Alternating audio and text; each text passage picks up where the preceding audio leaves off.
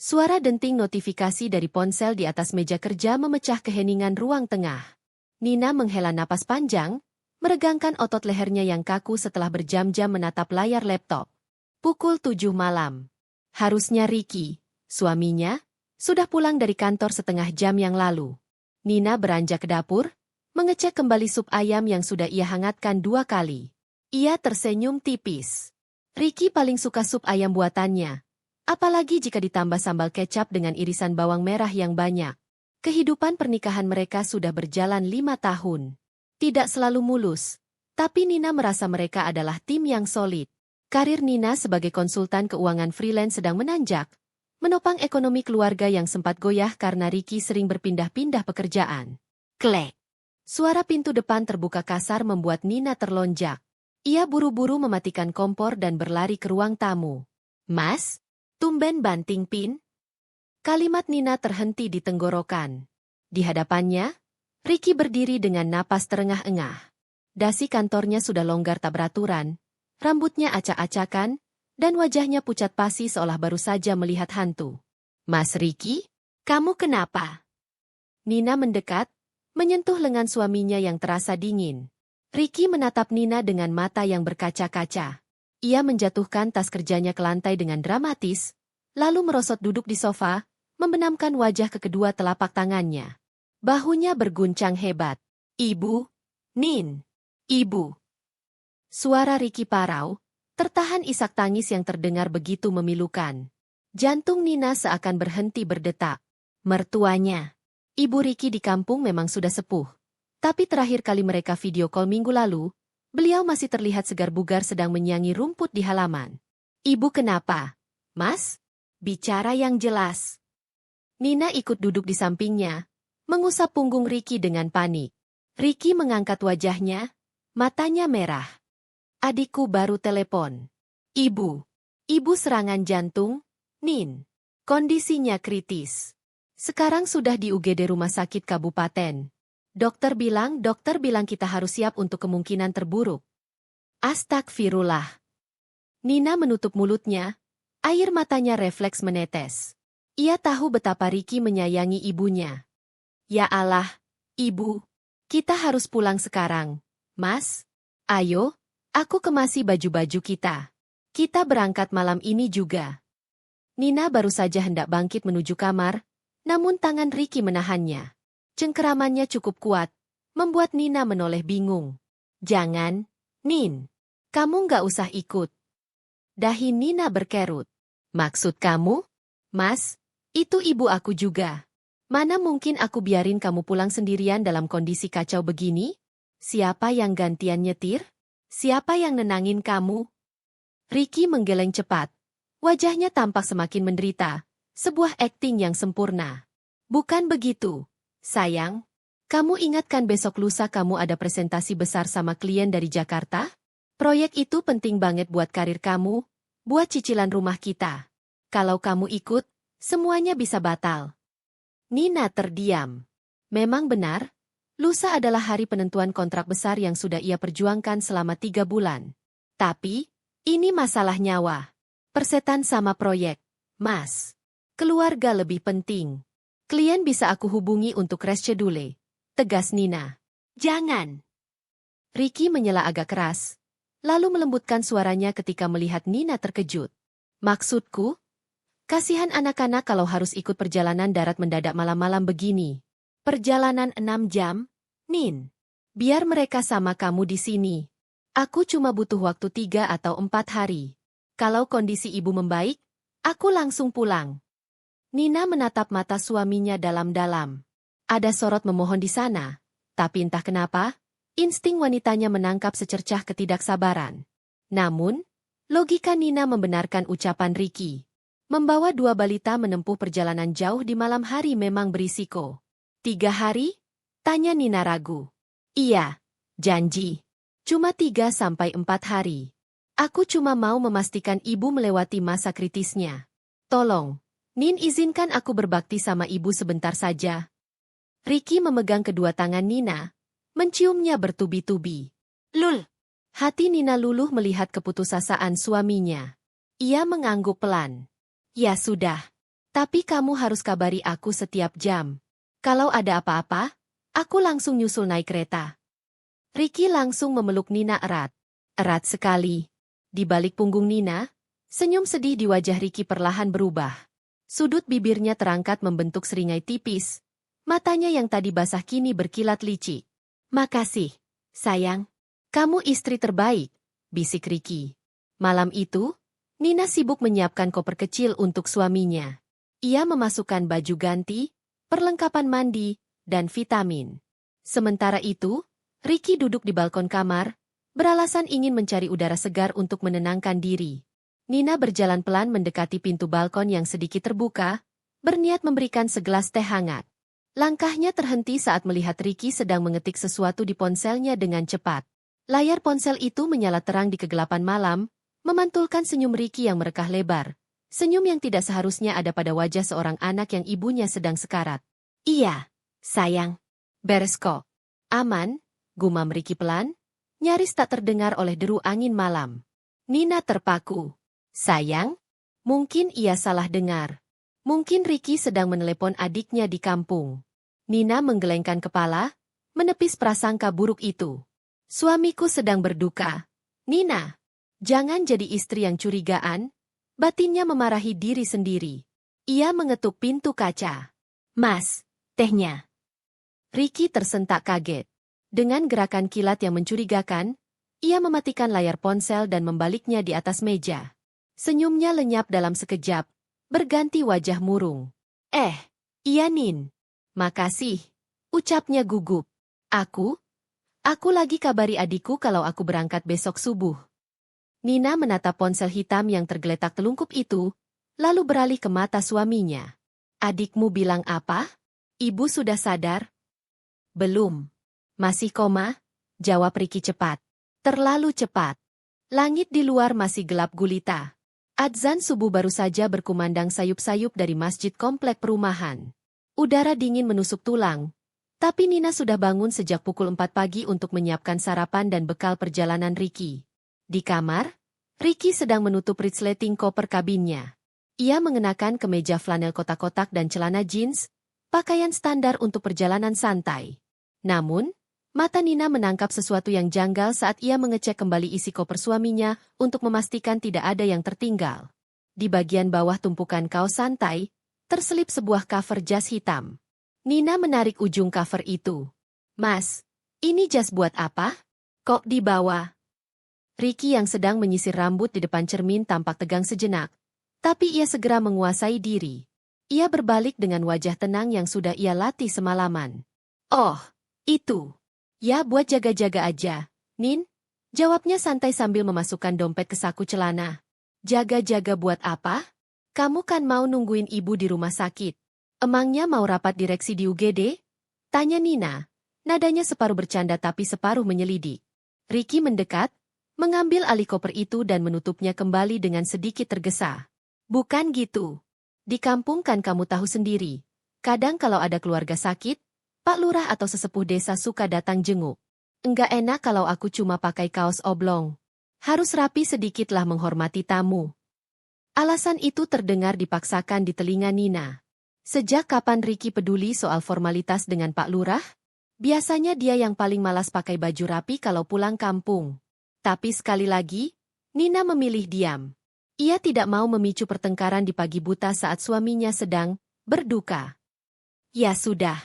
Jangan lupa sarapan dulu di jalan nanti, kata Nina sambil menyerahkan sebuah amplop tebal. Ricky menerima amplop itu dengan kening berkerut. Apa ini? Uang tabunganku. Ada 5 juta di situ, jelas Nina. Aku tahu kamu lagi nggak pegang cash banyak karena baru bayar servis mobil kemarin. Pakai ini buat biaya rumah sakit ibu, atau buat pegangan kamu selama di sana. Kalau kurang, langsung telepon aku, ya. Ricky menatap amplop itu. Ada kilatan aneh di matanya, campuran antara rasa bersalah yang sangat tipis dan keserakahan yang lebih dominan. Uang itu adalah hasil jeripayah Nina begadang mengerjakan laporan keuangan klien, uang yang seharusnya mereka tabung untuk biaya masuk SD si sulung tahun depan. Namun, Ricky tetap mengambilnya. Ia memasukkannya ke saku jaket dengan cepat. Makasih, Nin. Kamu memang penyelamatku. Aku janji bakal ganti nanti. Ganti? Batin Nina. Sejak kapan suami istri hitung-hitungan soal uang untuk orang tua sakit? Mereka berjalan beriringan ke garasi. Ricky memasukkan koper ke bagasi mobil. Ia memeluk Nina sekilas, pelukan yang terasa hambar dan dingin. Tidak ada kehangatan seperti biasanya. Aroma parfum Ricky tercium oleh hidung Nina, bukan parfum biasa yang Ricky pakai ke kantor, melainkan parfum mahal hadiah ulang tahun dari Nina yang jarang sekali Ricky pakai karena katanya, sayang kalau habis. Kenapa pakai parfum mahal hanya untuk perjalanan pulang kampung menjenguk orang sakit? Hati-hati di jalan, Mas. Jangan ngebut. Kabari kalau sudah sampai. Pesan Nina sambil mencium punggung tangan suaminya. Iya. Doakan ibu ya. Jawab Ricky tanpa menatap mata Nina. Ricky masuk ke dalam mobil. Mesin menderu halus. Mobil City Car putih itu perlahan mundur keluar dari garasi, lalu melaju membelah jalanan perumahan yang masih sepi, meninggalkan Nina yang berdiri mematung di teras dengan perasaan yang tiba-tiba tidak enak. Seperti ada batu besar yang mengganjal di ulu hatinya. Nina masuk kembali ke rumah dan mengunci pintu. Rumah terasa sunyi dan kosong. Ia mengambil ponselnya, berniat mengirim pesan doa untuk keselamatan Ricky di jalan. Jarinya iseng membuka aplikasi pelacak lokasi, fitur berbagi lokasi yang memang mereka aktifkan sejak lama untuk keamanan. Location not found. Kening Nina berkerut. Ikon foto profil Ricky di peta berubah menjadi abu-abu. Keterangan di bawahnya tertulis, "Less than 2 minutes ago." Kok dimatikan? Gumam Nina. Ia mencoba mengirim pesan WhatsApp. Mas, kok lokasinya mati? Nyalain dong, biar aku tenang pantau perjalanan kamu. Checklist 1. Nina menunggu 1 menit. 2 menit. 5 menit. Tetap checklist 1. Pesan itu tidak masuk. Ricky mematikan paket datanya. Atau mungkin mematikan ponselnya sepenuhnya, tepat 2 menit setelah keluar dari garasi rumah mereka. Firasat Nina yang tadi hanya berupa bisikan kecil, kini mulai berteriak. Ia teringat senyum Ricky di balkon semalam. Ia teringat jas hitam di dalam koper. Ia teringat aroma parfum mahal yang menyengat di pagi buta.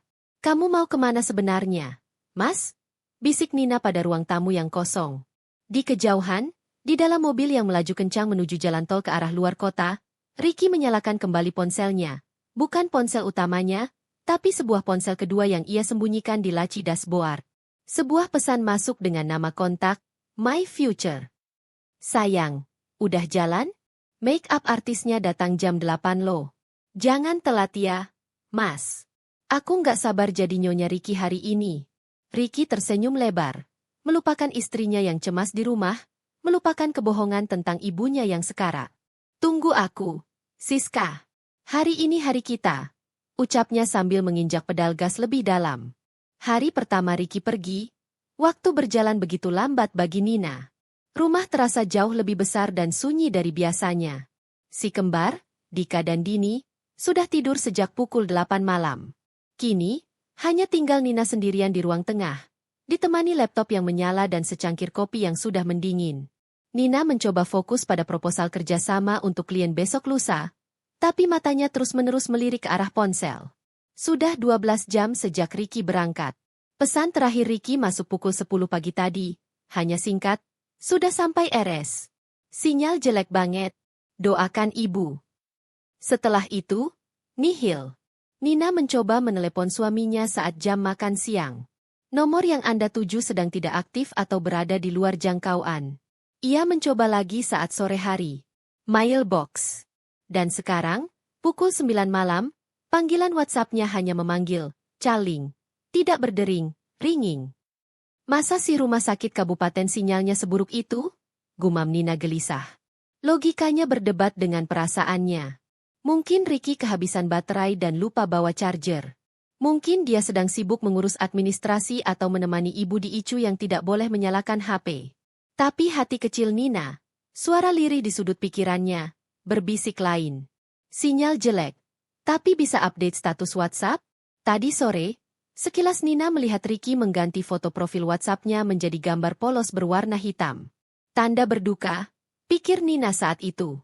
Tapi jika sinyal cukup kuat untuk mengganti foto profil, kenapa tidak cukup kuat untuk membalas pesan istrinya? Rasa tidak nyaman itu membawa ingatan Nina mundur ke kejadian 3 bulan lalu. Saat itu hari Minggu pagi.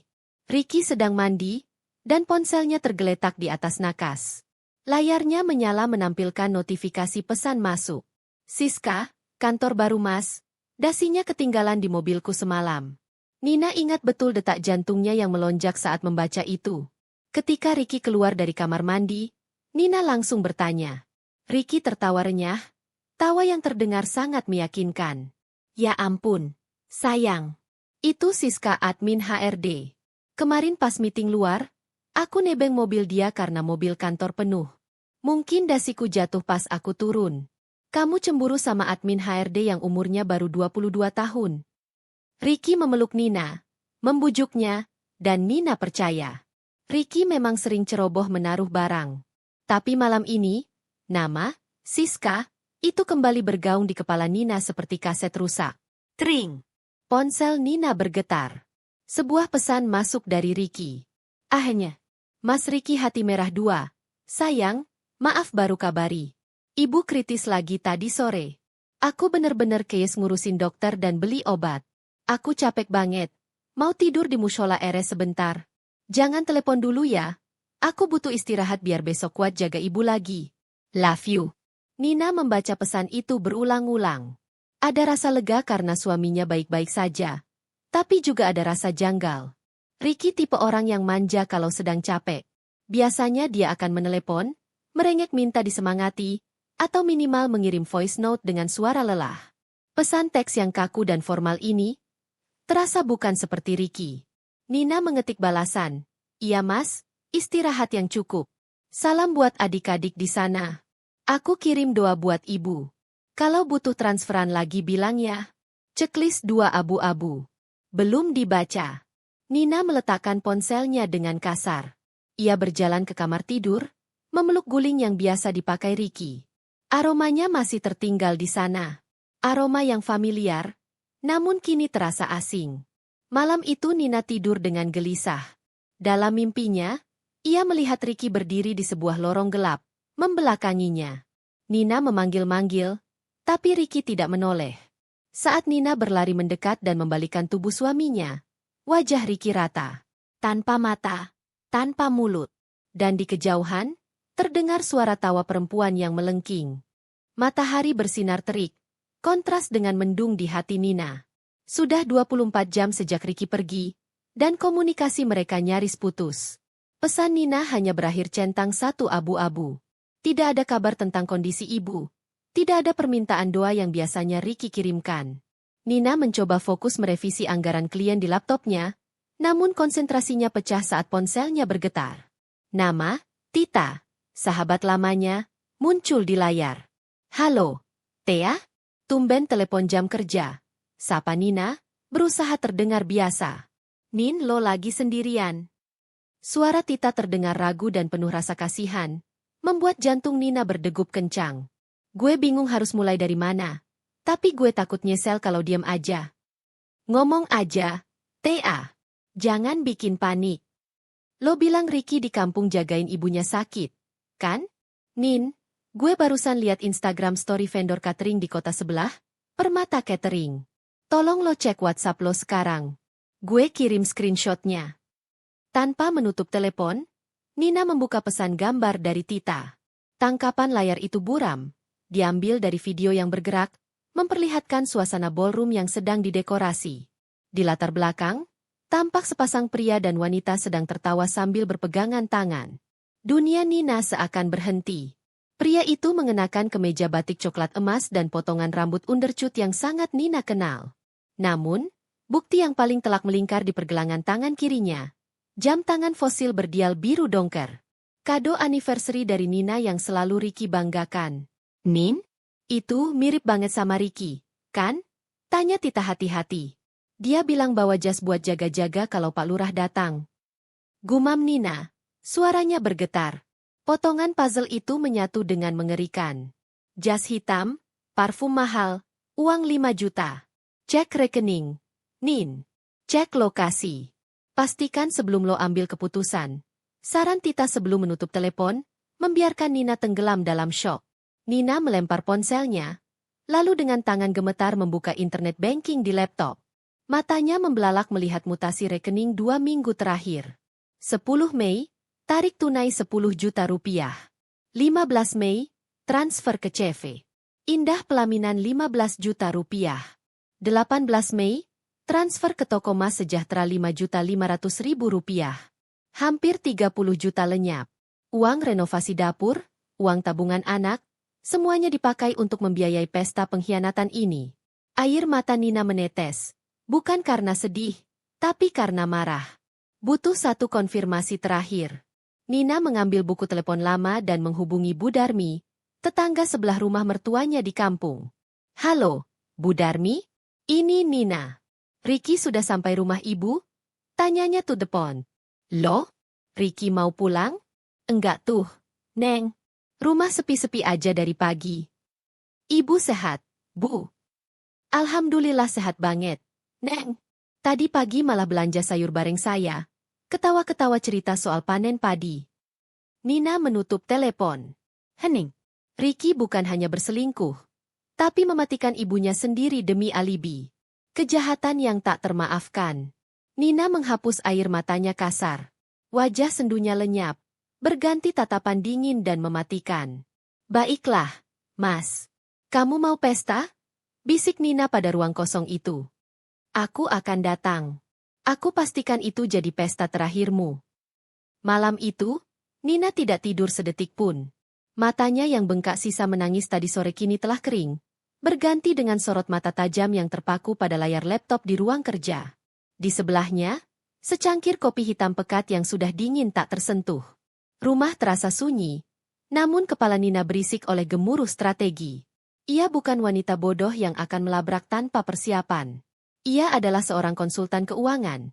Ia bekerja dengan data, fakta, dan bukti yang tak terbantahkan.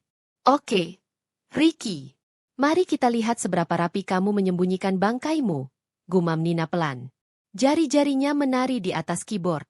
Berbekal nama, Siska, dan inisial, RS, dari postingan Catering tadi siang, Nina mulai melakukan investigasi digital. Ia menelusuri daftar teman di Facebook lama Ricky, mencari nama Siska. Nihil. Ricky sepertinya sudah membersihkan jejak pertemanannya. Nina beralih ke Instagram. Akun Ricky bersih. Namun, Nina ingat satu hal. Ricky punya kebiasaan buruk menggunakan password yang sama untuk semua akunnya. Kombinasi tanggal lahir Nina dan anak-anak. Dengan sedikit rasa bersalah karena melanggar privasi, yang rasanya tidak sebanding dengan pengkhianatan suaminya, Nina mencoba login ke email pribadi Ricky yang jarang dipakai. Akses granted. Nina tersenyum sinis. Pria bodoh.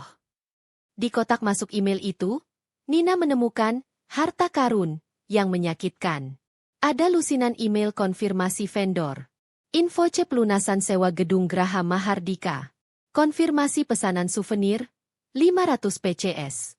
Draft undangan digital, The Wedding of Ricky Osiska. Tangan Nina gemetar saat mengklik email terakhir. Sebuah tautan undangan web tertera di sana. Ia membukanya. Layar laptop Nina seketika dipenuhi bunga-bunga digital berwarna peach dan gold. Musik romantis mengalun otomatis. Lagu, Perfect, dari Ed Sheeran, lagu yang sama yang Ricky nyanyikan saat melamar Nina 5 tahun lalu. Rasanya seperti ada pisau yang memutar di ulu hatinya. Di sana, terpampang foto pre-wedding mereka. Ricky terlihat gagah dengan jas abu-abu, dan Siska wanita itu terlihat muda, cantik, dan menggelayut manja di lengan Ricky. Mereka tertawa bahagia, seolah dunia hanya milik berdua. Nina menggulir ke bawah, membaca bagian, Our Love Story. Kami bertemu 2 tahun lalu di sebuah seminar. Awalnya hanya rekan kerja, namun takdir berkata lain. 2 tahun? Desis Nina. Napasnya tercekat. Jadi selama 2 tahun ini, saat aku banting tulang kerja sampai tipes, saat aku menyusui Dini tengah malam sendirian, kamu sudah main gila sama dia, Mas? Air mata kembali menggenang, tapi Nina menahannya kuat-kuat. Ia tidak punya waktu untuk menangis. Ia butuh detail. Akad nikah, Sabtu, 20 Mei 2024. Pukul 8 waktu Indonesia Barat. Resepsi, Sabtu, 20 Mei 2024. Pukul 11, pukul 14 waktu Indonesia Barat. Lokasi, Graha Mahardika, Kota B, jarak 2 jam perjalanan dari rumah Nina. Besok, hari ini, tepatnya, karena jam dinding sudah menunjukkan pukul 2 pagi. Nina mencetak bukti undangan itu. Ia juga mengunduh semua foto-foto mesra mereka di galeri undangan web tersebut. Ia menyimpan bukti transfer, chat konfirmasi vendor, semuanya. Printer di sudut ruangan bekerja tanpa henti, memuntahkan lembar demi lembar bukti perselingkuhan yang akan menjadi senjata Nina di pengadilan nanti. Setelah semua bukti terkumpul rapi dalam satu map merah, Nina berdiri. Ia berjalan ke kamar anak-anaknya. Dika dan Dini tertidur pulas, wajah mereka begitu polos, tidak tahu bahwa ayah mereka sedang bersiap mengucap janji suci palsu dengan wanita lain.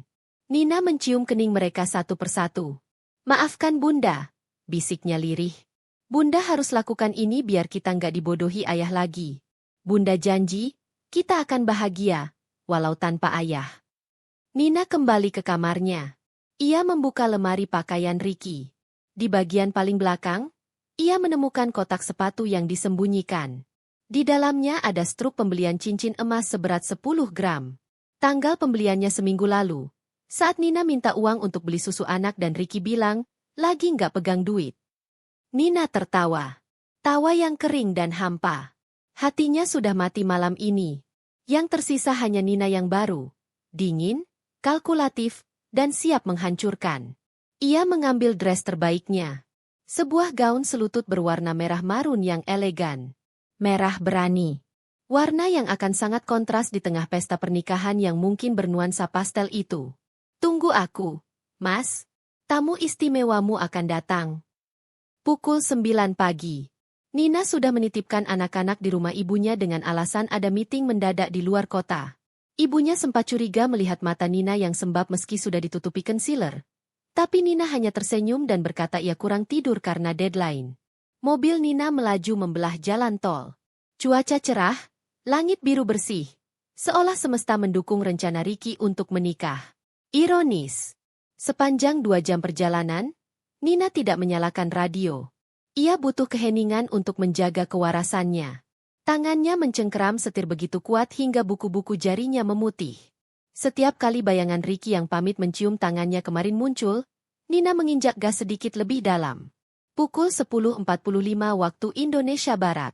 Google Maps mengarahkan Nina ke sebuah gedung pertemuan yang cukup megah. Parkiran sudah penuh sesak. Karangan bunga berjejer di depan pintu masuk. Happy Wedding Ricky Asiska. Selamat menempuh hidup baru Ricky Asiska. Nama suaminya bersanding dengan nama wanita lain. Melihatnya secara langsung ternyata jauh lebih menyakitkan daripada melihatnya di layar laptop. Rasanya seperti ditampar berulang kali. Nina memarkir mobilnya agak jauh agar tidak dikenali. Kalau Ricky mengenali plat nomornya. Ia memakai kacamata hitam besar, mematut diri di spion tengah. Make up-nya sempurna. Lipstik merah marunnya menyala. Ia terlihat seperti wanita karir sukses yang datang untuk memberi selamat, bukan istri sah yang hancur hatinya. Nina turun dari mobil, langkah kakinya mantap. Hak stilettonya mengetuk aspal dengan irama yang mengintimidasi. Ia membawa clutch hitam yang di dalamnya terselip ponsel dengan baterai penuh, siap merekam. Di meja penerima tamu, 2 gadis muda menyambutnya ramah. "Selamat datang, Bu." Dari pihak mempelai pria atau wanita? Nina tersenyum tipis di balik kacamata hitamnya. "Pria. Teman lama Ricky." Ia mengisi buku tamu dengan nama samaran, Nita. Lalu ia memasukkan amplop kosong ke dalam kotak angpau. "Cukup suamiku yang kalian ambil. Uangku jangan," batinnya. Nina melangkah masuk ke dalam gedung ballroom. Udara dingin AC menyambutnya, bercampur aroma melati dan makanan catering. Di depan sana, di atas pelaminan yang didekorasi mewah dengan nuansa rustik, berdiri sepasang pengantin. Ricky. Suaminya itu tampak gagah dengan beskap adat Sunda berwarna krem. Di kepalanya bertengger blangkon.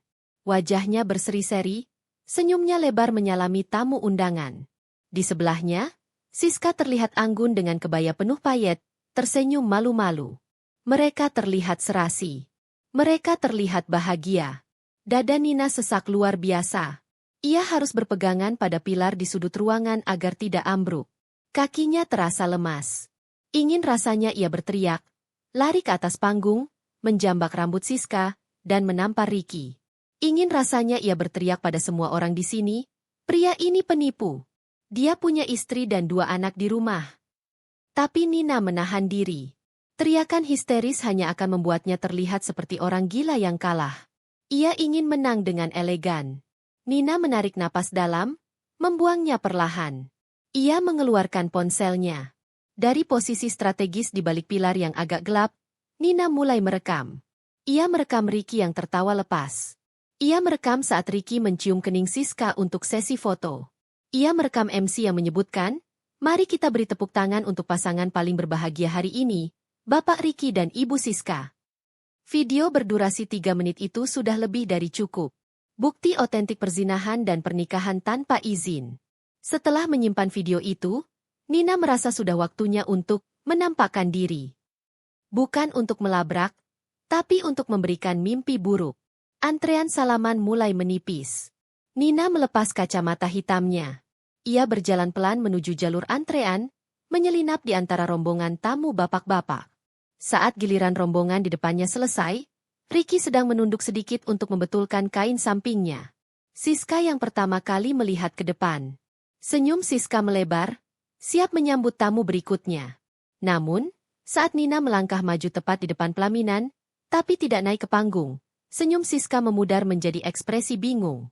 Ia mungkin pernah melihat foto Nina, tapi wanita di hadapannya ini terlihat jauh lebih mahal dan mengintimidasi daripada foto profil WhatsApp Nina yang biasanya sederhana. Ricky menegakkan tubuhnya. "Terima kasih sudah dah." Ucapan Ricky terputus. Mata mereka bertemu. Waktu seakan berhenti. Wajah Ricky yang tadinya merah merona karena bahagia, seketika berubah menjadi putih pucat, seputih kain kafan. Matanya melotot. Mulutnya terbuka sedikit namun tak ada suara yang keluar. Tubuhnya membeku total. Nina berdiri tegak di bawah panggung. Hanya berjarak 3 meter dari mereka. Ia tidak berteriak. Ia tidak menangis. Ia hanya menatap Ricky tepat di manik matanya. Tatapan yang dingin, kosong, dan mematikan. Nina mengangkat ponselnya sedikit, menunjukkan layar yang menyala, lalu mengarahkannya ke Ricky seolah berkata, "Aku sudah punya semuanya." "Emas?" Siska menyenggol lengan Ricky, bingung melihat perubahan drastis suaminya. Ricky gemetar. Kakinya goyah. "Nina?" bisiknya tanpa suara. Nina menyunggingkan senyum miring. Senyum yang menjanjikan kehancuran. Tanpa mengucapkan sepatah kata pun, Nina berbalik badan dengan gerakan anggun, rambut panjangnya berkibar, seolah menampar wajah Ricky dari jauh. Ia berjalan keluar gedung tanpa menoleh lagi, meninggalkan Ricky yang nyaris pingsan di pelaminan di hari bahagianya. Teror sesungguhnya baru saja dimulai. 2 hari setelah pesta pernikahan itu, atau tepatnya 4 hari sejak Ricky pamit, menjenguk ibu. Sebuah taksi daring berhenti di depan pagar rumah. Langit sore berwarna jingga kemerahan, seolah ikut terbakar menahan amarah yang terpendam di dalam rumah itu. Nina sedang menyiram tanaman di teras saat Ricky turun dari mobil. Pria itu terlihat lusuh. Wajahnya sengaja dibuat kuyu, bahunya turun, dan langkahnya diseret-seret. Sebuah akting, anak berbakti yang kelelahan, yang cukup meyakinkan, bagi siapapun yang tidak tahu kebenarannya. Ricky menyeret koper kabinnya masuk ke halaman. Saat melihat Nina, ia langsung memasang ekspresi paling menderita. "Assalamualaikum, sayang." Suaranya parau, dibuat-buat. Nina tidak menoleh. Ia terus menyemprotkan air ke daun aglaonema kesayangannya. "Waalaikumsalam. Sudah pulang?" Nadanya datar, tanpa emosi. Ricky sedikit terkejut dengan sambutan dingin itu. Biasanya Nina akan berlari menyambutnya, membawakan tasnya, dan menyediakan handuk dingin. Tapi Ricky segera menepis rasa curiganya. Mungkin Nina capek kerja, pikirnya. Atau mungkin, Ricky sendiri yang sedang paranoid. Sejak insiden di gedung pernikahan itu, Ricky hidup dalam ketakutan. Bayangan wanita berbaju merah marun yang mirip Nina terus menghantuinya. Namun, karena Nina tidak pernah menelepon marah-marah, tidak melabrak, dan tidak memblokir nomornya, Ricky akhirnya menyimpulkan bahwa sosok di gedung itu hanyalah halusinasi akibat rasa bersalahnya sendiri. Atau mungkin hanya tamu yang mirip. Mana mungkin Nina tahu? Dia kan sibuk kerja. Batin Ricky menenangkan diri. Ricky mendekat, mencoba memeluk Nina dari belakang. "Jangan sentuh aku, Mas. Aku berkeringat, kotor." Nina menghindar dengan halus namun tegas, melangkah mundur. Tangan Ricky menggantung di udara. Ia tersenyum canggung. "Oh, iya. Maaf. Aku kangen banget sama kamu, Nin. Di sana rasanya berat banget." "Oh ya? Gimana kabar ibu?" tanya Nina sambil mematikan keran air. Ia berbalik, menatap Ricky lurus-lurus. Ricky menghela napas panjang, memulai sandiwaranya. "Alhamdulillah masa kritisnya sudah lewat, tapi masih harus banyak istirahat. Aku capek banget, Nin. 3 malam aku tidur di kursi tunggu rumah sakit. Ganti-gantian jaga sama adik. Badan rasanya remuk." Nina mendengarkan cerita itu sambil menahan gejolak jijik di perutnya. Tidur di kursi rumah sakit? Atau tidur di ranjang hotel bintang 4 saat bulan madu? "Syukurlah kalau ibu sudah sehat," kata Nina singkat. "Masuklah. Mandi dulu. Kamu bau." Ricky masuk ke rumah. Di meja makan, ia meletakkan sebuah kantong plastik hitam. "Ini aku bawain oleh-oleh, Nin. Kerupuk kulit kesukaan kamu. Cuma sempat beli ini di terminal tadi, soalnya buru-buru pengen ketemu kamu." Nina melirik bungkusan itu. Kerupuk kulit curah yang bisa dibeli di warung mana saja. Sementara uang Nina 5 juta rupiah habis dipakai untuk menyewa gedung mewah. "Makasih," ucap Nina tanpa menyentuhnya. Malam itu berjalan dengan kecanggungan yang mencekam. Ricky terus bercerita tentang drama rumah sakit. Tentang dokter yang galak, obat yang mahal, dan betapa sedihnya melihat ibunya terbaring lemah. Ricky berbohong dengan sangat lancar. Bahkan matanya berkaca-kaca di momen yang tepat. Nina hanya diam, menjadi pendengar yang baik. Ia membiarkan Ricky merajut jaring kebohongannya sendiri. Semakin tinggi Ricky terbang dengan bualannya, semakin sakit jatuhnya nanti. "Kamu kok diam aja dari tadi, Nin? Lagi ada masalah kerjaan?" tanya Ricky saat mereka duduk di ruang TV setelah makan malam. Ia mencoba meletakkan kepalanya di pangkuan Nina, mencari kenyamanan. Nina berdiri mendadak, membuat kepala Ricky nyaris terbentur sofa. "Aku mau tidur di kamar anak-anak malam ini. Dini lagi agak demam," kata Nina berbohong. "Loh? Terus aku tidur sendiri? Kita kan udah pisah 4 hari," protes Ricky dengan nada manja. Nina menatap suaminya dari ambang pintu kamar. "Istirahatlah, Mas. Kamu kan capek jagain ibu. Simpan tenagamu. Kamu bakal butuh banyak tenaga untuk besok." Ricky mengerutkan kening, bingung dengan kalimat terakhir Nina. Tapi sebelum ia sempat bertanya, Nina sudah menutup pintu kamar anak-anak dan menguncinya. Keesokan paginya adalah hari Minggu. Ricky bangun agak siang, merasa segar setelah tidur di kasur empuknya sendiri. Ia pikir badai sudah berlalu. Ia berhasil memiliki istri yang mandiri di rumah dan istri baru yang muda di luar sana. Hidupnya terasa sempurna. Ia berjalan ke dapur sambil bersiul pelan, mengharapkan aroma nasi goreng atau kopi buatan Nina. Namun, dapur bersih dan dingin. Tidak ada sarapan. Ricky menemukan Nina duduk di meja makan.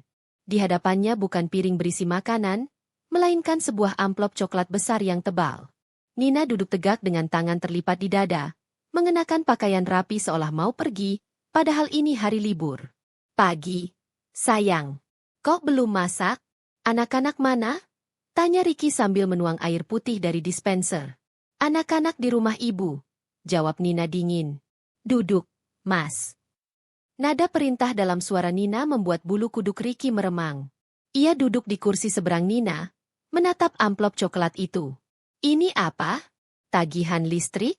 Atau polis asuransi?"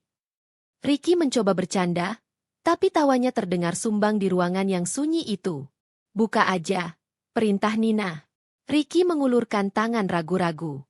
Ia membuka kaitan benang amplop itu, lalu menarik isinya keluar. Benda pertama yang jatuh ke meja adalah selembar foto ukuran 5R. Foto itu sangat jelas.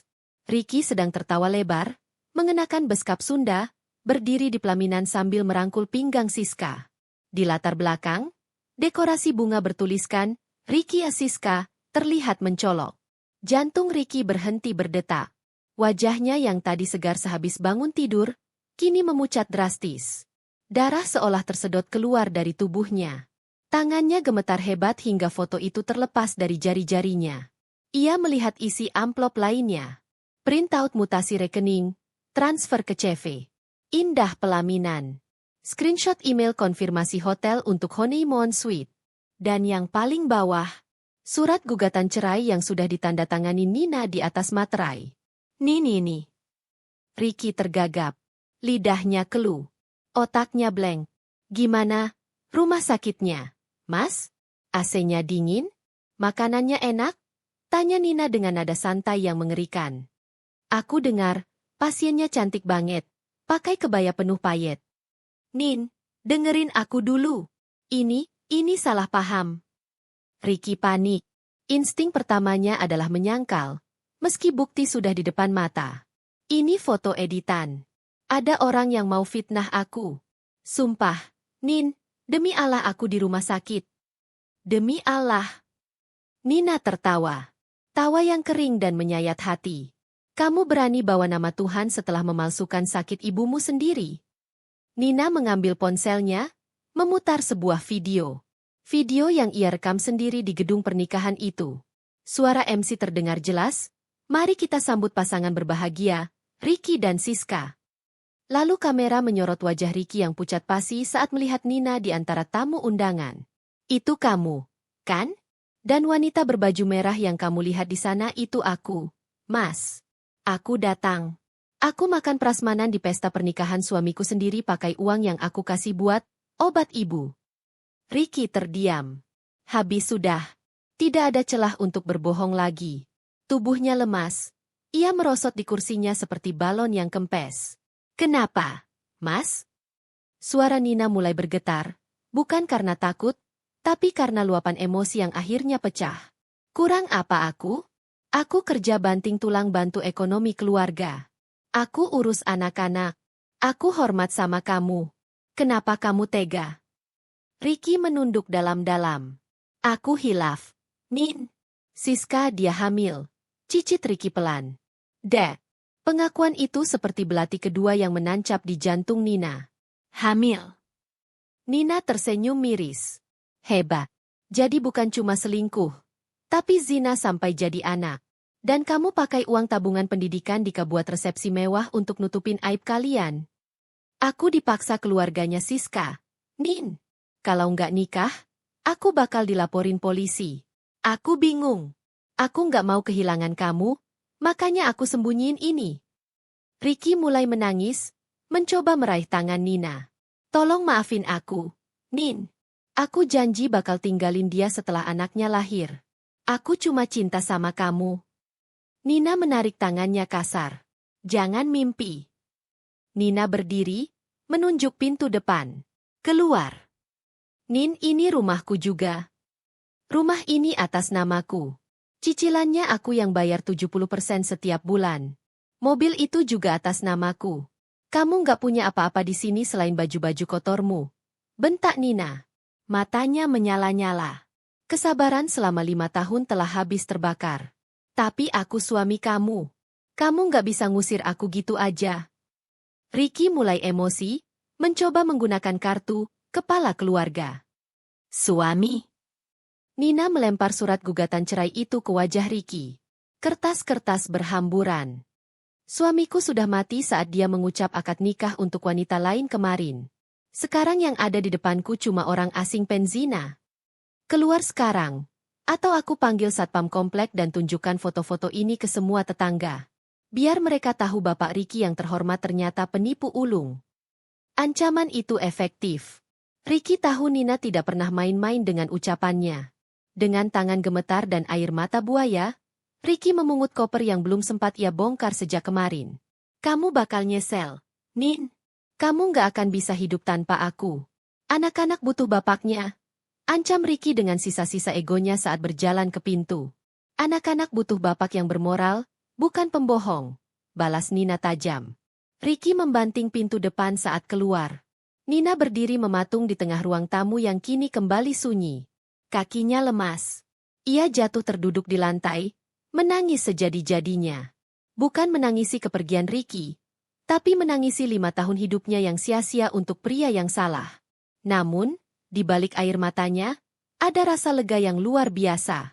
Beban kebohongan itu sudah terangkat. Kankernya sudah dibuang. Enggak, Mas, bisik Nina di sela isak tangisnya. Aku nggak akan nyesel. Justru kamu yang akan merangkak memohon ampun nanti. Nina menghapus air matanya, lalu menatap ponselnya. Ia memblokir nomor Ricky, lalu menghubungi pengacaranya. Perang baru saja dimulai. Malam itu hujan turun deras, seolah langit ikut menangis, atau mungkin menertawakan nasib Ricky.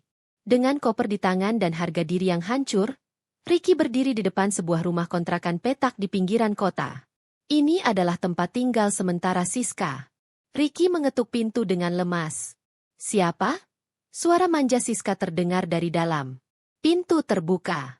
Siska muncul dengan daster tipis dan wajah yang baru saja memakai masker wajah. Matanya membelalak melihat Ricky berdiri basah kuyup dengan koper besar. Mas Ricky? Kok malam-malam kesini? Bukannya kamu harusnya di rumah? Nenek lampir, itu dulu pura-pura sakit? Tanya Siska bingung, namun segera menarik Ricky masuk agar tidak dilihat tetangga. Ricky menjatuhkan kopernya di ruang tamu yang sempit. Ia duduk di sofa tua yang busanya sudah kempes, menutupi wajahnya dengan frustrasi. Ketahuan, SIS. Semuanya ketahuan, erang Ricky. Hah? Maksudnya? Siska melepas masker wajahnya kasar. Ketahuan gimana? Nina tahu semuanya. Dia datang ke nikahan kita kemarin. Dia punya video, foto, bukti transfer. Semuanya. Dia ngusir aku malam ini juga. Dia mau cerai. Hening sejenak. Ricky mengharapkan pelukan hangat atau kata-kata penenang dari istri barunya. Namun, reaksi Siska justru di luar dugaan. Terus mobil kamu mana? Tanya Siska tajam. Ricky mendongak, kaget. Hah? Mobil? Iya, mobil City Car putih itu. Kamu kesini naik apa? Naik taksi online. Mobil itu kan atas nama Nina. Kuncinya diambil dia tadi, jawab Ricky polos. Wajah Siska berubah masam seketika. Ya ampun, Mas. Terus kamu kesini cuma bawa baju kotor doang? Kartu ATM gimana? Uang tabungan? ATM aku diblokir Nina. Itu rekening bersama. Di dompetku cuma ada sisa uang 200.000. Siska mendengus kesal, membanting punggungnya ke sandaran sofa. Gila ya kamu, Mas. Katanya kamu kepala keluarga. Masa diusir istri tua langsung luntang-lantung begini? Terus kita mau makan apa besok? Bayar kontrakan ini bulan depan gimana? Aku kan udah resign dari kantor lama gara-gara kamu janji mau biayain aku. Ricky ternganga. Di mana Siska yang lembut dan manja? Di mana Siska yang kemarin di pelaminan berbisik? Aku akan temani kamu dalam susah dan senang? Baru 1 jam Ricky jatuh miskin. Topeng bidadari itu sudah retak. Kok kamu ngomong gitu, Yang? Harusnya kamu support aku dong. Kita kan baru nikah. Ini ujian rumah tangga kita. Ricky mencoba meraih tangan Siska. Siska menepisnya. Ujian sih ujian, Mas. Tapi kalau nggak ada duit ya pusing juga. Kamu tahu kan aku lagi hamil muda? Aku butuh susu, butuh vitamin mahal, butuh check up ke dokter spesialis. Kalau kamu miskin gini, mending aku balik rumah orang tuaku aja. Jangan dong, SIS. Ricky memohon, panik. Kalau Siska pergi juga, dia benar-benar tidak punya siapa-siapa. Aku bakal cari kerjaan sampingan. Aku bakal pinjam uang ke teman. Sabar ya, ini cuma sementara. Nanti pas gono gini, aku pasti dapat bagian dari rumah itu. Kita bisa jual dan beli rumah baru. Mata Siska berbinar licik mendengar kata, gono gini. Yakin kamu bakal dapat? Yakinlah. Aku kan suaminya. Hak aku setengah dari harta itu, ucap Ricky penuh percaya diri. Sebuah kepercayaan diri yang bodoh karena ia tidak paham hukum. Siska akhirnya luluh, atau berpura-pura luluh. Ia memeluk Ricky, walau matanya menatap nanar ke arah koper butut itu. Ya udah, awas ya kalau bohong. Aku nggak mau hidup susah, Mas. Ingat itu. Malam pertama Ricky sebagai pengantin baru yang, seutuhnya, dihabiskan di atas kasur lantai yang keras, ditemani suara dengkuran Siska dan atap bocor yang meneteskan air tepat di sebelah kakinya. Penyesalan mulai merayap, tapi ego Ricky masih terlalu tinggi untuk mengakuinya. Sementara itu, di rumah mewahnya, Nina tidak membuang waktu untuk meratapi nasib. Tangisannya semalam adalah tangisan terakhir. Pagi ini, Nina bangun dengan versi dirinya yang baru, Nina the Iron Lady. Langkah pertamanya adalah mengamankan benteng. Ia memanggil tukang kunci untuk mengganti semua kunci pintu rumah dan pagar. Ia juga memasang CCTV tambahan di depan rumah. Langkah kedua, membersihkan racun. Nina mengemasi sisa barang-barang Ricky, koleksi action figure, sepatu futsal, jas kerja, ke dalam kardus besar. Ia tidak membakarnya, karena itu merusak lingkungan. Tapi ia memanggil jasa kurir untuk mengirimkan paket itu ke alamat kontrakan Siska yang ia dapat dari data pelacakan kemarin. Di paket itu, Nina menempelkan pesan singkat, "Ambil sampahmu. Jangan kembali." Siang harinya, ponsel Nina berdering. Nama, ibu mertua, muncul di layar. Nina menarik napas panjang. Ia tahu Ricky pasti sudah mengadu, memutarbalikkan fakta, dan berlagak jadi korban. "Halo, Bu." "Assalamualaikum." Sapa Nina tenang. "Nina, apa-apaan kamu ini?" Suara ibu Ricky melengking tinggi di seberang sana, tanpa menjawab salam. "Tega benar kamu ngusir suamimu sendiri malam-malam." Ricky itu anak laki-laki ibu satu-satunya, kepala keluarga. Di mana sopan santunmu sebagai istri? "Bu, maaf sebelumnya. Apa Mas Ricky cerita kenapa dia saya usir?" Tanya Nina dingin. "Dia bilang kamu ngamuk cuma gara-gara dia telat pulang dari rumah sakit. Kamu itu ya, sudah sukses sedikit jadi sombong.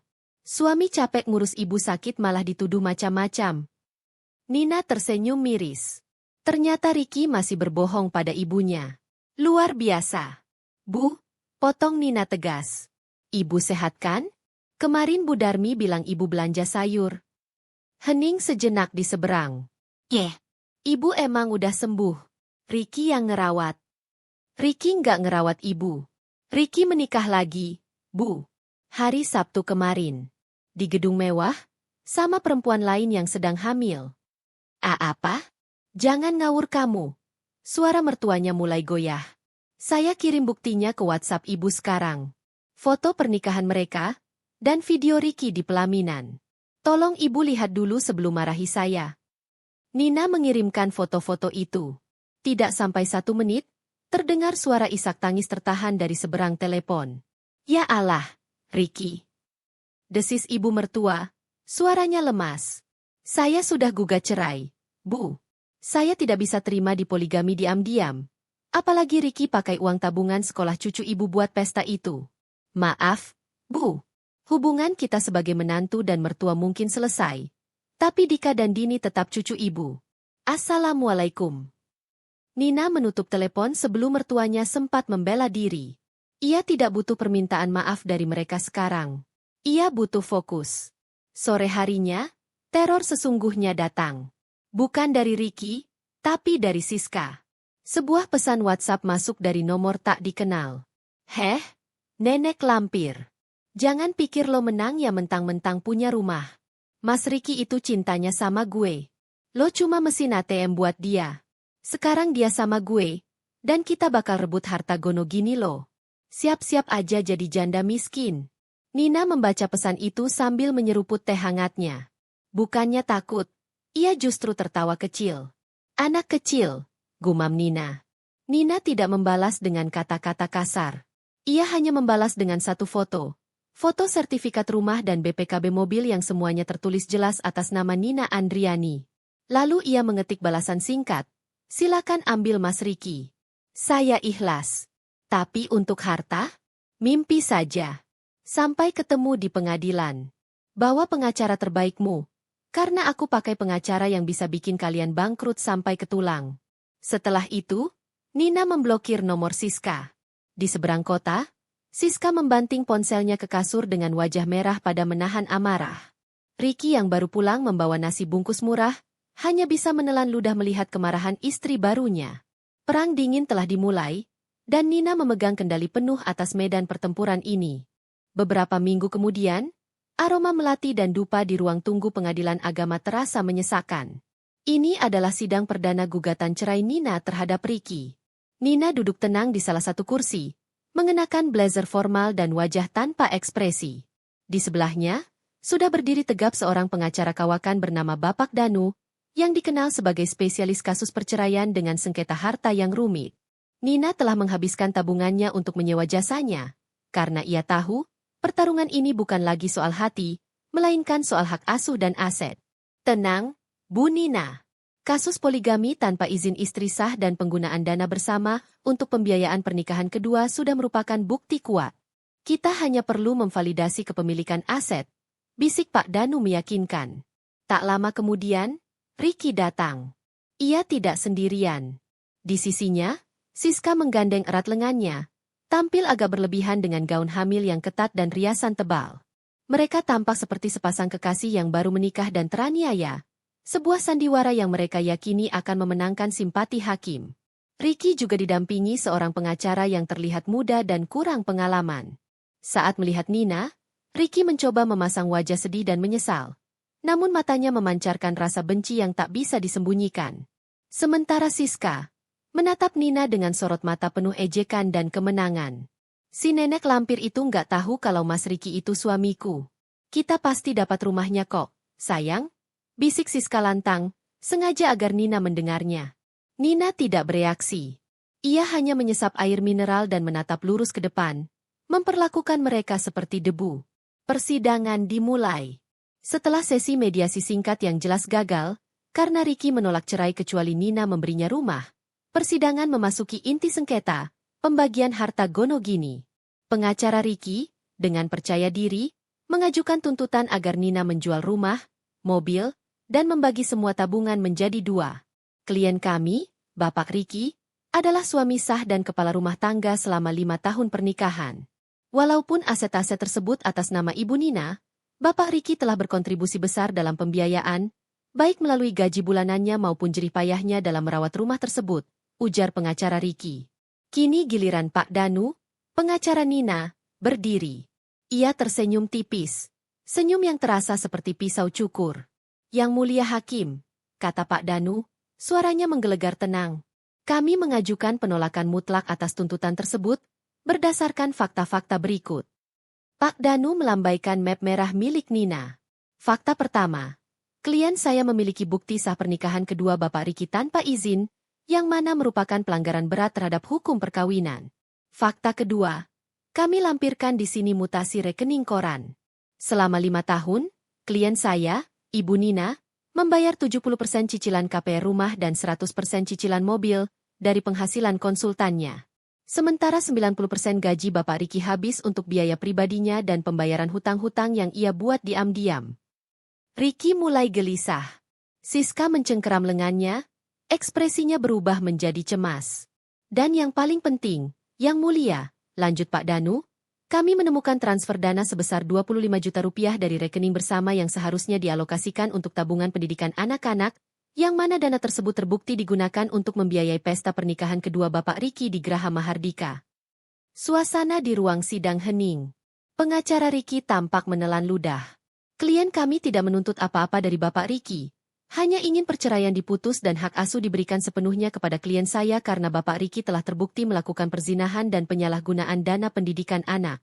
Namun, klien kami memohon agar pengadilan mempertimbangkan kejahatan finansial dan moral ini sebagai dasar untuk menolak tuntutan harta gonogini Bapak Ricky sepenuhnya, dan bahkan mewajibkan Bapak Ricky mengganti kerugian dana pendidikan anak yang ia gunakan.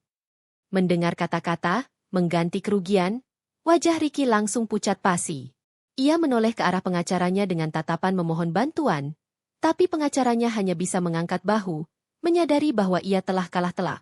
Hakim yang mulia, teriak Siska tiba-tiba, tidak bisa menahan diri. Tapi saya sedang hamil. Anak ini butuh biaya.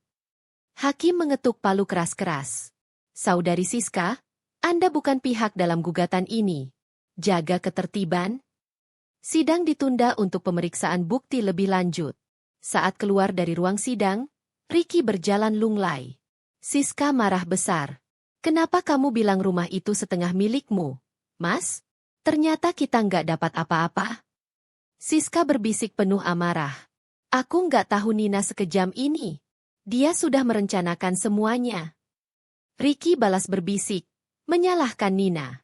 Sementara itu, Nina berjalan keluar didampingi pengacaranya. Pak Danu menoleh ke belakang sekilas, melihat Ricky dan Siska berdebat dengan wajah frustrasi. Mereka sudah mulai saling menyalahkan. Bu, ini pertanda baik. Kita menang telak, kata Pak Danu sambil tersenyum puas. Jika kehidupan Nina dan anak-anaknya kembali tenang dalam kemewahan dan rutinitas yang teratur, kehidupan Ricky dan Siska justru memasuki fase neraka. Rumah kontrakan petak itu terasa semakin sempit, panas, dan pengap. Bau masakan tetangga dan aroma pesing selokan sering tercium di kamar mereka. Kontras sekali dengan rumah mewah Nina yang selalu bersih, berpendingin udara sentral, dan memiliki taman asri. Di pagi hari, Ricky harus menempuh perjalanan 2 jam dengan angkutan umum untuk mencapai kantornya. Ia tidak lagi punya mobil. Di kantor, tatapan sinis rekan kerja seringkali ia terima, terutama setelah isu perselingkuhannya dengan Siska, yang ternyata adalah mantan office girl di kantor lama Ricky, mulai menyebar. Ricky pulang dengan tubuh remuk redam dan penghasilan pas-pasan. Ia berharap disambut dengan senyum manja Siska yang dulu selalu ia dambakan. "Kamu dari mana aja, Mas?" "Aku lapar," sambut Siska ketu saat Ricky membuka pintu kontrakan. Ia terbaring di sofa tua sambil memainkan ponsel, remah-remah biskuit bertebaran di daster berminyaknya. "Aku baru pulang kerja. SIS. Jalanan macet parah. Nih, aku belikan nasi padang," kata Ricky, meletakkan kantong kresek di meja. Siska melirik nasi bungkus itu. "Nasi padang lagi? Aku kan pengennya sushi yang di mall itu. Kata kamu aku lagi hamil, harus makan yang enak-enak." "Sayang, sushi mahal. Gaji aku bulan ini udah menipis buat bayar kontrakan sama beli vitamin kamu. Sabar dulu, ya." Ricky mencoba merangkul Siska, tapi Siska menepisnya. "Nggak mau sabar. Dulu waktu kamu sama nenek lampir, itu, kamu bisa beliin di atas mahal, tapi sama aku cuma dikasih nasi padang," teriak Siska. "Aku nggak mau anakku lahir susah cuma karena bapaknya miskin." Ricky terkejut. "Aku nggak miskin. Aku cuma lagi menyesuaikan diri setelah Nina blokir semua aset." "Aset apanya? Kan kamu sendiri yang bilang semuanya atas nama dia. Kamu cuma modal dengkul, Mas." Siska bangkit, berdiri di hadapan Ricky, wajahnya penuh amarah dan kekecewaan. Topeng bidadari itu sudah terkoyak habis. "Kamu itu loser, Mas. Harusnya kamu itu fik di pengadilan. Bukannya malah pasrah kayak gini." Ricky menarik napas dalam-dalam. "Aku fik. Pengacara Nina itu yang terlalu pintar.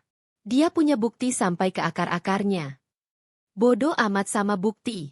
Harusnya kamu jual apa kek yang kamu punya. Jual jam tangan fosil butut kamu itu. Atau cincin nikah kamu sama si Nina. Kan gak guna lagi," tuntut Siska. Ricky memegang pergelangan tangannya. Jam tangan fosil biru dongker itu adalah satu-satunya barang berharga yang tersisa dan merupakan hadiah dari Nina. Memang ironis, tapi Ricky menyimpannya sebagai jimat keberuntungan. "Ini nggak butut. Ini dari Nina, aku nggak akan jual," kata Ricky pelan. Siska membelalakan mata tak percaya. "Oh, jadi kamu masih cinta sama si nenek lampir itu? Kamu mending jual jam tangan itu dan belikan aku stroller mahal." Pertengkaran itu berlangsung hingga tengah malam, mengganggu tetangga. Ricky akhirnya tertidur di lantai, karena Siska mengusirnya dari kasur karena ia menolak menjual jam tangannya. Dalam kegelapan, Ricky menatap atap kontrakan yang berlumut. Dingin, keras, dan pengap. Ia merindukan kamar utamanya di rumah Nina, tempat tidur king size, AC yang sejuk, dan aroma parfum mahal Nina. Ia merindukan anak-anaknya. Ia merindukan sup ayam buatan Nina. Ricky menyadari sesuatu yang mengerikan. Selama ini, Ricky tidak mencintai Siska. Ia hanya mencintai validasi dan pujian dari Siska. Sementara itu, Ricky tidak hanya mencintai Nina. Ricky bergantung pada Nina. Dan kini, ia telah menukar segalanya. Kenyamanan, status, anak-anak, bahkan martabat. Dengan satu malam di pelaminan dan janji palsu dari seorang wanita muda yang ternyata hanya mencintai dompetnya. Penyesalan, seperti karat, mulai menggerogoti hati Ricky. Setelah sidang pertama yang memojokkan Ricky, suasana di kontrakan Siska semakin tegang. Siska terus menuntut Ricky untuk segera mendapatkan uang, dan kehamilan yang membesar membuatnya semakin emosional dan sulit dipuaskan. Setiap malam, Ricky tidur hanya dengan waktu beberapa jam, bergulat dengan pertengkaran, kasur yang keras, dan pikiran soal utang yang menumpuk. Akibatnya, performa kerjanya di kantor menurun drastis. Ia sering telat, dan kesalahannya dalam laporan keuangan semakin fatal. Puncaknya terjadi pada hari Selasa. Ricky terlambat 2 jam karena harus mengantar Siska yang tiba-tiba histeris, ingin makan bakso di tempat yang sangat jauh. Ketika ia tiba di kantor, manajer personalia sudah menunggu di mejanya. "Ricky, mari ikut saya sebentar," ujar manajer itu dengan nada datar, yang Ricky tahu artinya adalah petaka. Di ruangan manajer, sudah duduk kepala divisi Ricky dengan wajah masam. "Ricky, kami sudah mengamati performa kamu selama 2 bulan terakhir," kata kepala divisi itu, melipat kedua tangannya di dada. "Banyak kesalahan fatal, ketidakhadiran, dan yang paling parah, kamu menggunakan fasilitas kantor untuk urusan pribadi." Ricky mencoba membela diri. "Maaf, Pak. Saya sedang ada masalah keluarga yang sangat mendesak. Saya janji akan memperbaikinya." "Masalah keluarga?" potong manajer personalia tajam. "Kami sudah tahu tentang drama persidanganmu, Ricky. Kami tidak ikut campur urusan pribadimu. Tapi ketika moral dan stabilitas finansialmu mulai mengancam kredibilitas perusahaan, kami harus bertindak." Ricky tersentak. Isu perselingkuhan dan gugatan cerai ternyata sudah menyebar luas, bahkan sampai ke telinga petinggi kantor. "Perusahaan ini bergerak di bidang finansial, Ricky. Kami tidak bisa membiarkan karyawan yang memiliki masalah integritas dan manajemen keuangan yang buruk, apalagi sampai menyalahgunakan dana anak untuk pesta pernikahan," tambah kepala divisi, menghela napas. "Maaf, Ricky. Terhitung hari ini, kami berhentikan dengan tidak hormat. Surat pemutusan hubungan kerja akan dikirimkan ke alamat kontrakanmu." Ricky merasakan lututnya lemas. Ia tidak hanya kehilangan istri dan rumah, sekarang ia juga kehilangan sumber penghasilan satu-satunya. Semua karena kebodohannya sendiri. "Pak, tolong. Saya butuh pekerjaan ini. Saya punya tanggung jawab," pinta Ricky dengan suara serak. "Seharusnya kamu memikirkan tanggung jawab itu sebelum kamu melakukannya," balas manajer personalia tanpa belas kasihan. "Sekarang, kembalikan kartu akses dan kunci lokermu. Kamu punya waktu 1 jam untuk mengemasi barang-barangmu." Ricky keluar dari kantor dengan kepala tertunduk.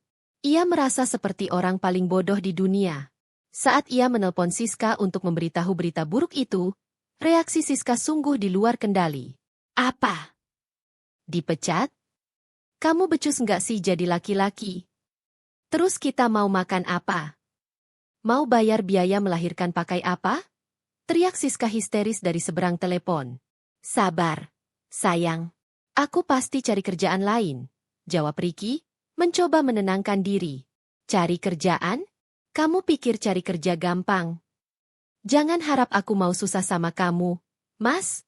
Kamu itu cuma sampah," bentak Siska, lalu menutup telepon tanpa salam. Ricky duduk di pinggir jalan, memandangi keramaian kota Jakarta yang seolah tidak peduli dengan kehancurannya. Ricky yang dulu gagah, sukses, dan disegani, kini hanya seorang pria tanpa pekerjaan, tanpa uang, dan tanpa harga diri, diusir dari 2 rumah. Rumah lama oleh cinta sejatinya, dan rumah baru oleh wanita yang mencintai hartanya. Di saat Ricky berkubang dalam penyesalan dan kesulitan, suasana di rumah Nina justru dipenuhi kehangatan. Dika dan Dini tampak lebih ceria, menikmati perhatian penuh dari ibu mereka yang kini tidak lagi stres dan terdistraksi. Sore itu, saat Dika dan Dini sedang bermain di halaman belakang, bel rumah Nina berbunyi. Nina membuka pintu, dan terkejut melihat sosok yang berdiri di sana. Ibu Ricky, mertuanya. Wajahnya terlihat jauh lebih tua dan letih dari terakhir kali mereka bertemu. "Bu, ada apa?" tanya Nina canggung. Ibu Ricky menunduk. Ia tidak berani menatap mata Nina. "Boleh ibu masuk sebentar, Nak? Ibu cuma mau lihat cucu-cucu ibu." Nina ragu sejenak, tapi ia teringat bahwa ibu Ricky adalah korban kebohongan Ricky juga. "Silakan masuk, Bu," kata Nina, membuka pintu. Di ruang tamu, suasana terasa kaku. Nina membuatkan teh dan menyajikannya. "Maafkan Ricky, Nak," ujar ibu Ricky tiba-tiba, Suaranya bergetar. Ibu tidak mendidik dia menjadi suami yang seperti itu. Ibu baru tahu semuanya. Ibu sudah melihat foto-foto dari kamu. Nah, ibu malu sekali. Nina hanya mengangguk. Saya tahu, Bu. Ricky bukan anak kecil lagi. Keputusan dia adalah tanggung jawab dia. Ibu Ricky mengeluarkan amplop lusuh dari tasnya. Nina, ibu kesini bukan mau membela Ricky. Ibu hanya mau kasih ini. Amplop itu berisi beberapa lembar kertas lusuh dan satu foto lama. Foto itu adalah foto Ricky saat masih kuliah. Sedang berangkulan mesra dengan seorang wanita yang bukan Nina, juga bukan Siska. Ini siapa, Bu? Tanya Nina, menatap foto itu. Itu pacar pertamanya. Nah, Ricky pernah janji mau nikah sama dia. Tapi dia putus karena Ricky kepergok selingkuh sama teman kerjanya yang lain. Ini bukti transfer Ricky waktu itu. Ricky memang sulit setia. Nah, dia selalu mencari validasi dari wanita lain. Seolah satu wanita tidak pernah cukup untuk membuktikan kejantanannya. Nina terdiam, tenggorokannya tercekat. Dia tidak menyangka bahwa kebiasaan buruk Ricky ternyata sudah mendarah daging sejak lama.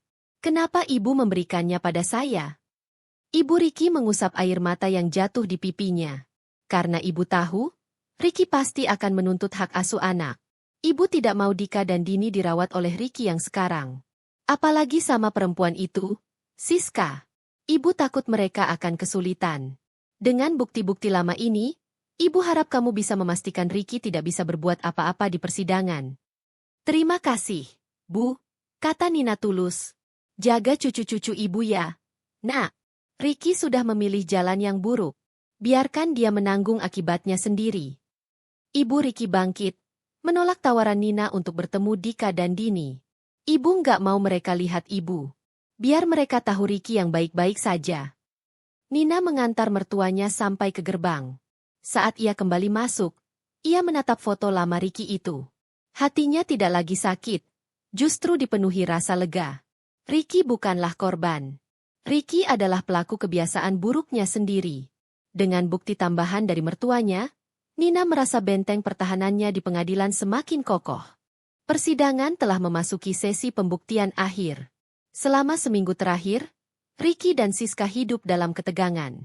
Ricky frustrasi mencari pekerjaan baru, sementara Siska semakin sering mengancam akan pergi jika Ricky tidak segera memberikannya uang untuk membeli perlengkapan bayi. Di pengadilan agama, suasana jauh lebih serius. Nina duduk tegak, ditemani Pak Danu, yang kini tampak sangat percaya diri. Di sisi lain, Ricky terlihat kurus, matanya cekung, dan ia hanya ditemani pengacara mudanya. Siska memilih untuk tidak hadir karena merasa tertekan. Majelis Hakim yang mulia, kami memiliki bukti baru yang semakin memperkuat argumentasi bahwa klien kami, Ibu Nina, harus memenangkan gugatan ini dan diberikan hak asuh penuh tanpa syarat, serta penolakan total atas tuntutan harta gonogini pihak tergugat, ujar Pak Danu, memulai pidato penutupnya.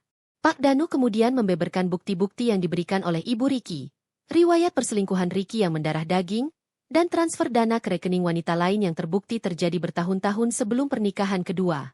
Bukti-bukti ini menunjukkan pola perilaku klien tergugat yang tidak bermoral, tidak bertanggung jawab secara finansial, dan tidak layak menjadi kepala rumah tangga, apalagi merawat anak-anak, tegas Pak Danu. Pengacara Ricky mencoba membantah, mengatakan bahwa bukti tersebut tidak relevan karena terjadi sebelum pernikahan. Namun, hakim menunjukkan ketidaksetujuannya. Setelah sesi istirahat yang singkat, majelis hakim kembali memasuki ruangan. Semua pihak berdiri, menunggu keputusan. Detak jantung Ricky berdebar kencang, diselimuti rasa takut. Ia bukan takut kehilangan Nina, tapi takut kehilangan martabat terakhirnya di mata hukum.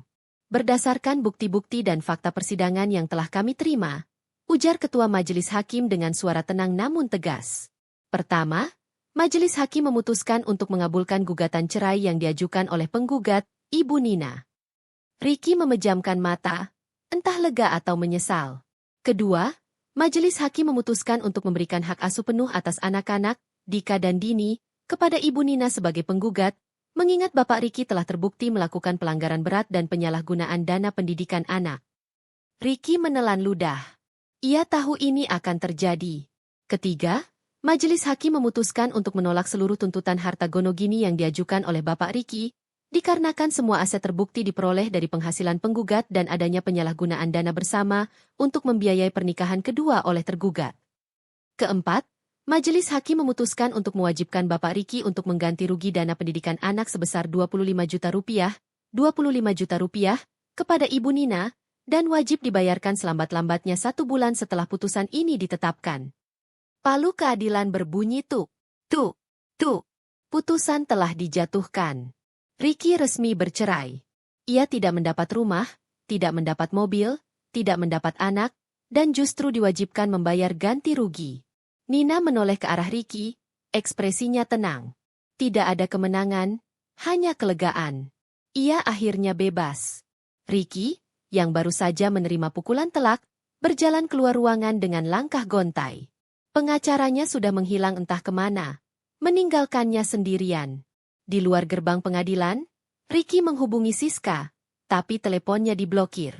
Siska memblokir nomor saya? Kenapa? Gumam Riki, panik. Riki kembali ke kontrakan, tubuhnya lemas dan hatinya hancur. Saat ia membuka pintu, ia menemukan ruangan itu kosong. Semua barang-barang Siska, termasuk tas, baju, dan perhiasannya, telah hilang.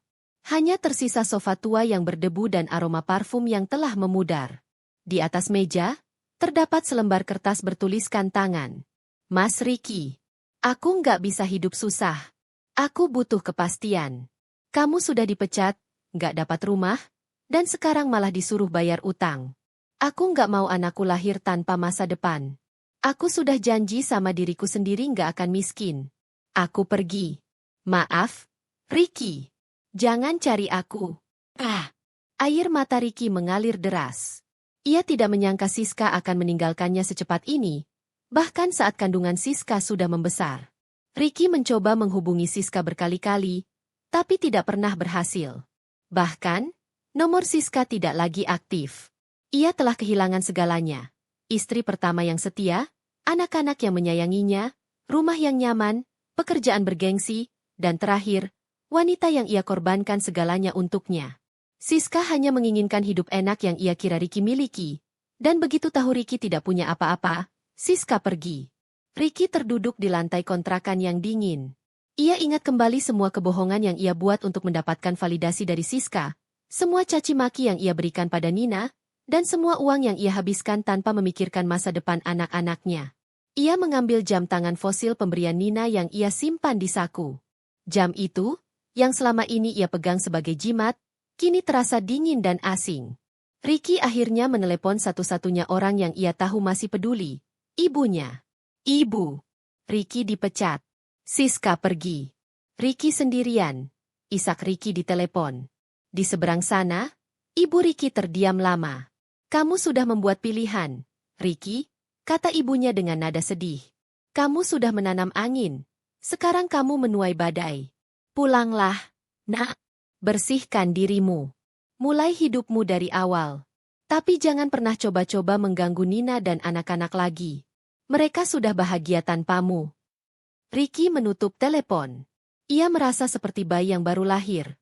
Telanjang, lemah, dan harus belajar berjalan dari nol.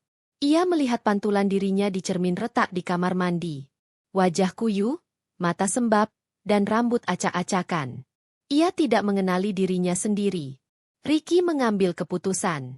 Ia akan meninggalkan kontrakan itu dan kembali ke rumah ibunya, menanggung rasa malu dan membersihkan kekacauan yang ia buat.